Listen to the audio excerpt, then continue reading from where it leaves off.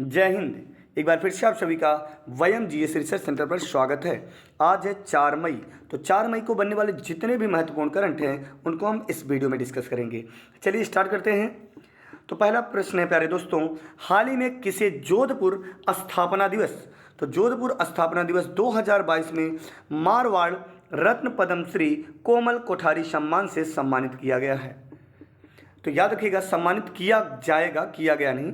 तो हाल ही में किसे जोधपुर स्थापना दिवस, तो जोधपुर स्थापना दिवस सबसे पहले याद रखना प्यारे बच्चों 12 मई, क्या 12 मई को। तो हाल ही में किसे जोधपुर स्थापना दिवस 12 मई 2022 में मारवाड़ रत्न पद्म श्री कोमल कोठारी सम्मान से सम्मानित किया जाएगा।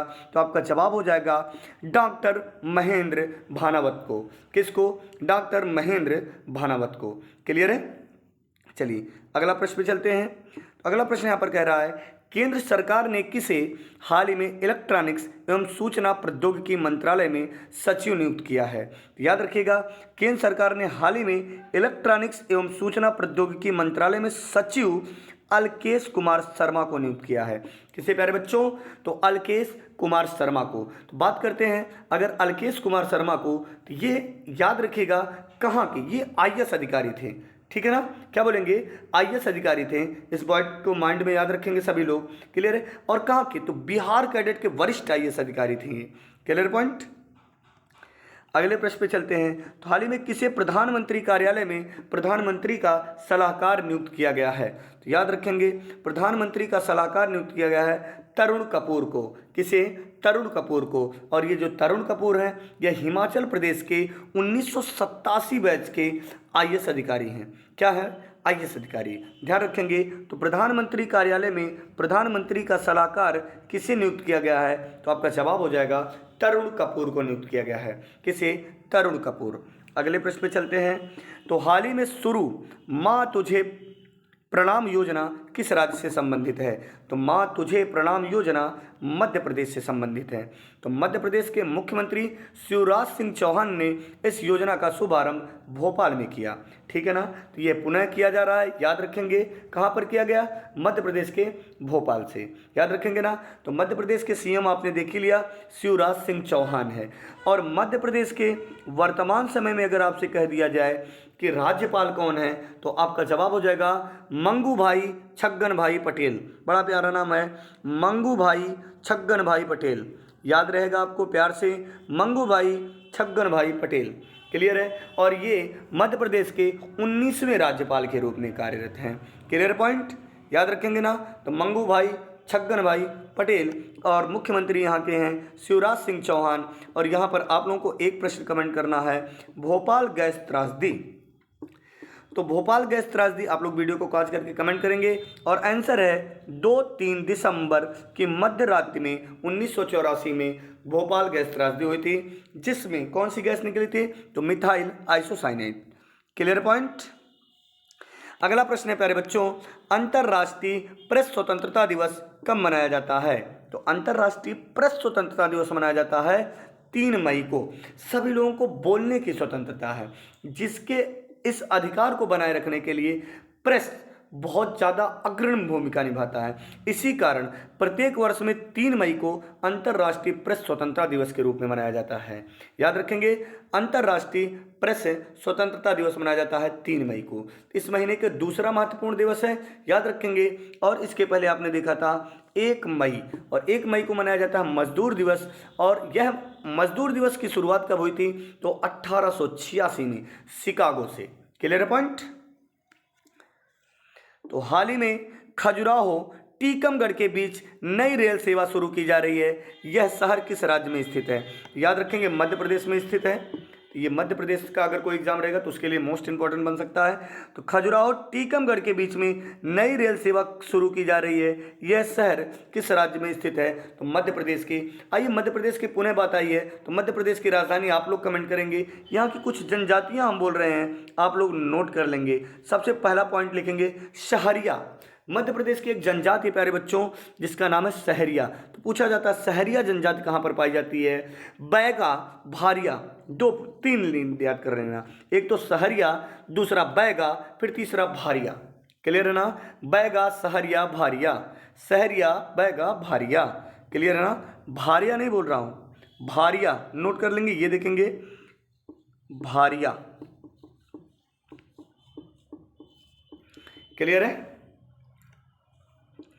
अगला प्रश्न आपसे कह रहा है, हाल ही में खेलो India university games Greco Roman कुश्ती में लवली प्रोफेशनल यूनिवर्सिटी कुल कितने पदक जीतकर चैंपियनशिप अपने नाम कर लिया है? तो याद रखिएगा, हाल ही में खेलो India university games Greco Roman कुश्ती में लवली प्रोफेशनल यूनिवर्सिटी कुल 7 मेडलों के साथ चैंपियनशिप को अपने नाम कर लिया। कितने मेडलों के साथ बाबू? 7। ये 7 मेडल बोलेंगे, मैडम नहीं। क्लियर है ना।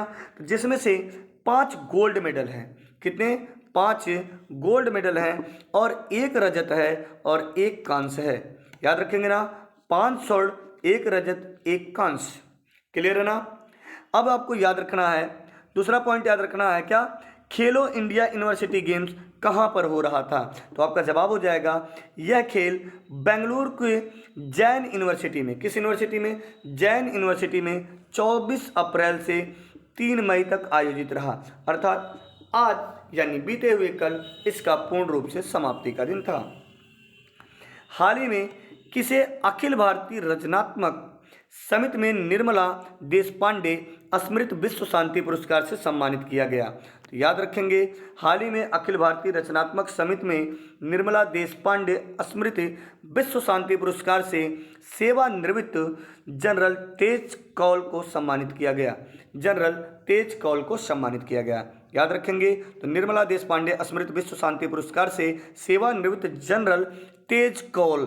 शांत कौन रहेगा बेटा? जिसके अंदर तेज रहेगा। कौल समझ रहे हैं ना, तेज रहेगा, जिसके अंदर तेज रहता है वो लोग शांत रहते हैं। समझ रहे हैं, तेज ना, क्लियर पॉइंट।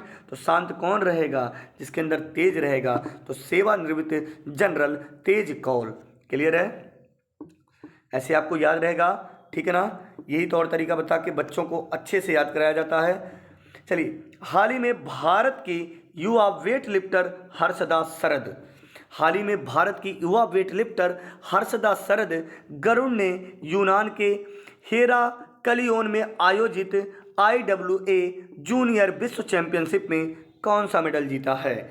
याद रखेंगे, हाल ही में भारत की युवा वेट लिफ्टर हर्षदा शरद, मोस्ट इंपॉर्टेंट प्रश्न बाबू, याद रखिएगा। तो हर्षदा शरद को कौन सा मेडल? तो गोल्ड मेडल मिला है। कौन सा मेडल? Gold medal. तो याद रखिएगा, गरुड़ के यूनान हेराक्लियोन में आयोजित क्या है? IWAF जूनियर विश्व चैंपियनशिप, यानी इस चैंपियनशिप में गोल्ड मेडल जीतने वाली पहली भारतीय भारोत्तोलन बनी है। याद रखेंगे, पहली भारतीय भारोत्तोलन बनी है, इसलिए नाम मोस्ट इंपॉर्टेंट है, हर्षदा शरद। क्या जीती हैं? तो IWAF जूनियर विश्व चैंपियनशिप। IWAF जूनियर विश्व चैंपियनशिप भारत की पहली कौन सी गोल्ड मेडल जीतने वाली भारोत्तोलन बनी है? तो हर्षदा शरद। हाल ही में किस राज्य के मंत्रिमंडल ने महाराष्ट्र जीन बैंक परियोजना की शुरू की है? तो देखेंगे, हाल ही में किस राज्य के मंत्रिमंडल ने महाराष्ट्र जीन बैंक, भैया कौन सा राज्य रहेगा? महाराष्ट्र की बात आई तो आपका जवाब हो जाएगा महाराष्ट्र। तो ये पूछ सकता है, महाराष्ट्र ने किस बैंक परियोजना की मंजूरी दी है? तो आपका जवाब हो जाएगा जीन बैंक परियोजना की मंजूरी दी है। तो बात आई है महाराष्ट्र की, तो आप सभी प्यारे बच्चों कमेंट करेंगे महाराष्ट्र की राजधानी क्या है? तो आपका जवाब हो जाएगा मुंबई।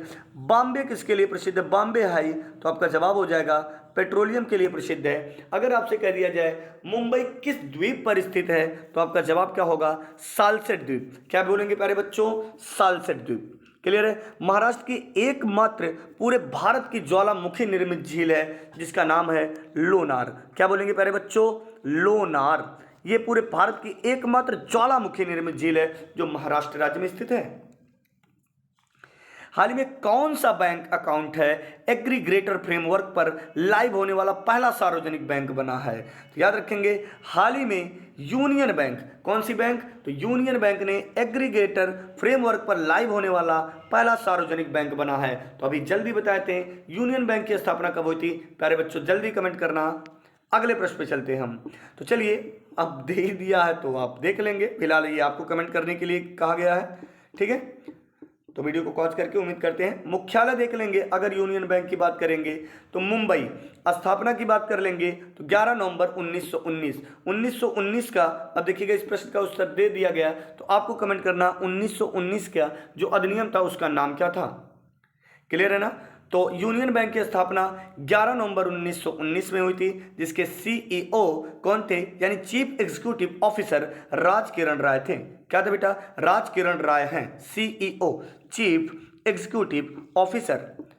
तो यूनियन बैंक के सीईओ कौन है, राजकिरण राय। स्थापना आपने देखा, तो अधिनियम 1919 का कमेंट कर देंगे। उम्मीद करते हैं आप लोग कमेंट कर चुके होंगे। इसका नाम क्या है, मॉन्टेग्यू चेम्सफोर्ड सुधार अधिनियम। कोई भी प्रश्न आएगा उसको हम लोग जितना भी बनेगा सारा का सारा खंगाल के अच्छे से देखेंगे। क्लियर है। मनीला में हुई एशियाई बैडमिंटन चैंपियनशिप 2022 में भारत की पीवी सिंधु ने कौन सा पदक जीता है। तो आपको याद रखना है, भारत की पीवी सिंधु ने एशियाई बैडमिंटन चैंपियनशिप 2022 में कांस्य पदक जीता है। कौन सा पदक जीता है प्यारे बच्चों, कांस्य पदक जीता है। आइए अगले प्रश्न पे चलते हैं। प्रीवियस डे का रिवीजन हमें करना है और आप लोगों को कमेंट करते चलना वीडियो को पॉज करके, और साथ में हम उत्तर देते रहेंगे। आइए, तो लाइन लिखा गलत लिखा गया बेटा, यहाँ किसे नहीं किसे होना चाहिए, किसी नहीं किसे। तो किसे शिवालिक स्मॉल फाइनेंस बैंक का प्रबंधक निदेशक मुख्य कार्यकारी अधिकारी नामित किया गया है। तो याद रखेंगे अंशुल स्वामी को शिवालिक स्मॉल फाइनेंस बैंक का प्रबंधक निदेशक मुख्य कार्यकारी अधिकारी का नियुक्त किया गया है। तो अंशुल स्वामी किसका स्थान लिए हैं, तो सुबीर कुमार गुप्ता का स्थान लेंगे। क्लियर है। अगला प्रश्न है, वीडियो को पॉज करके आंसर देंगे। ठीक है, अब उम्मीद करते हैं आपका आंसर आ गया होगा। प्रधानमंत्री नरेंद्र मोदी 2022 की पहली विदेश यात्रा कितने देशों के लिए रहेगी। उम्मीद करते हैं सभी लोग जवाब सही दिए होंगे। तो 3 देशों की यात्रा करेंगे, जिसमें तीनों देश हैं जर्मनी, डेनमार्क, फ्रांस। तो भारत सरकार के मिशन कर्मयोगी के समर्थन के लिए कितने अमेरिकी डॉलर की परियोजना को मंजूरी दी है। तो विश्व बैंक द्वारा, किसके द्वारा प्यारे बच्चों, विश्व बैंक द्वारा भारत सरकार के मिशन कर्मयोगी के समर्थन के लिए कितना डॉलर, तो आपका जवाब हो जाएगा 47 मिलियन अमेरिकी डॉलर की परियोजना की मंजूरी दी गई है। भारत के 34वें, क्या बोलेंगे प्यारे बच्चों, भारत के 34वें विदेश सचिव के रूप में पदभार संभाला है। तो आपका जवाब हो जाएगा विनय मोहन पात्रा। इनका कार्यकाल रहेगा 2 वर्षों तक। उम्मीद करते हैं बहुत मजा आया होगा। जय हिंद, जय भारत।